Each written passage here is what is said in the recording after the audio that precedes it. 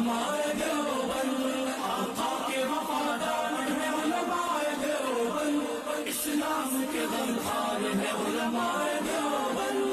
अल्लाह के महबूब के ও মালিক, তুমি আমারে দুনিয়াতে পাঠাইছো, পাঠানোর সময় আমার মা কত কষ্ট করছে, জান বের হয়ে যায় অবস্থা।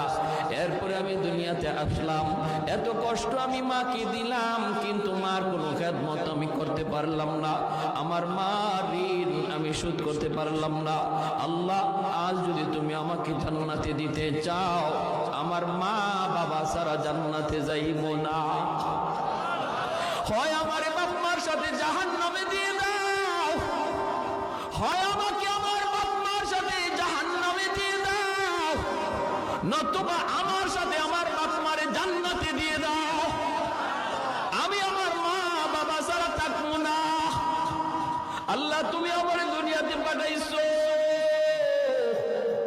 আমার মা আমার বাবা আমার উপর কি পরিমাণ ঋণ, আমি তো ঋণ শোধ করার সুযোগ পাই নাই, দিছো না।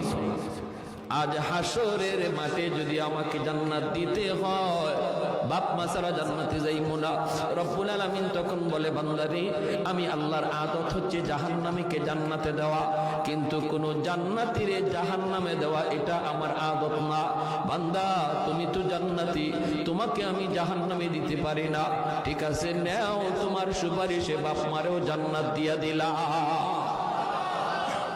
এজন্য বাবা সবর করো, সবর, মা সবর করো, সবর। এই বাচ্চাটা তোমার জন্য জান্নাতে যাওয়ার উসিলা হবে, জান্নাতে যাওয়ার উসিলা হবে, শুধু মুখ